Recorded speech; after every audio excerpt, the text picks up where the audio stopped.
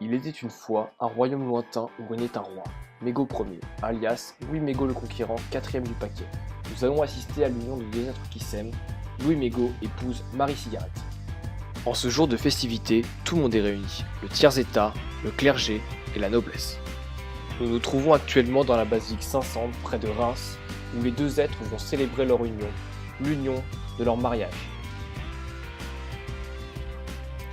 Les deux époux s'avancèrent vers le prêtre qui allait les couronner de gloire, les couronner d'amour.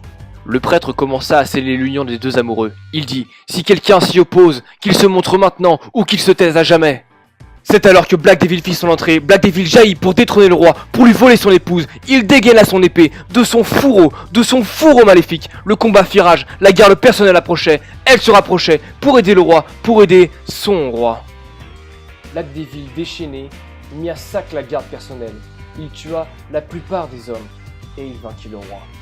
Le roi déchu, déshonoré, n'avait guère d'autre choix que de s'exiler, de partir loin, loin de ses sujets qu'il avait tant aimés.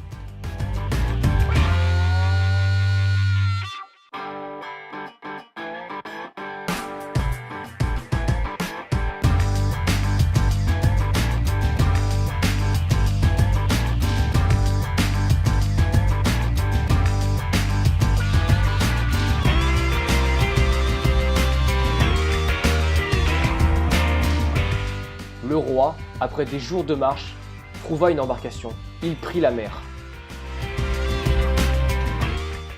C'est dans les eaux tumultueuses de la mer d'Égypte que le roi va faire des rencontres pour le moins inattendues.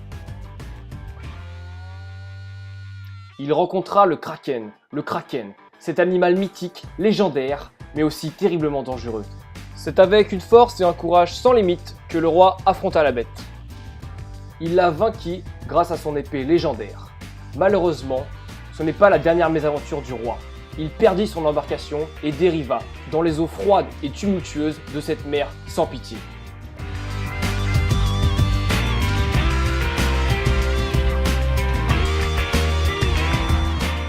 C'est après des heures de dérive que le roi épuisé arriva sur l'île du Cyclope. Pour poursuivre son aventure, il devait le défier, le tuer, pour récupérer suffisamment de vivres pour pouvoir poursuivre son aventure. Le combat fit rage, et malgré la fatigue cumulée que le roi devait supporter pour affronter le Cyclope, il sortit vainqueur de ce combat. Le roi, qui ne voulait pas s'éterniser sur cette île, vola tout ce qu'il put au Cyclope, son trésor, son cheval et son embarcation. Il se dirigeait la tête pleine d'espoir vers une nouvelle terre. Après des jours de navigation, le roi épuisé accosta sur cette nouvelle terre et, dans l'instant qui suivait, se dirigea vers le plus haut sommet de l'île dans l'espoir de trouver des habitants qui pourraient l'écouter et faire de lui un nouveau roi.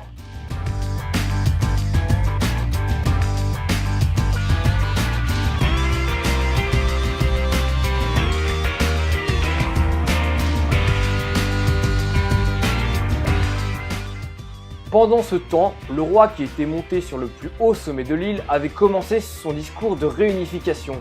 Les habitants qui s'étaient regroupés autour de lui avaient décidé après de longues discussions de faire de lui leur nouveau roi.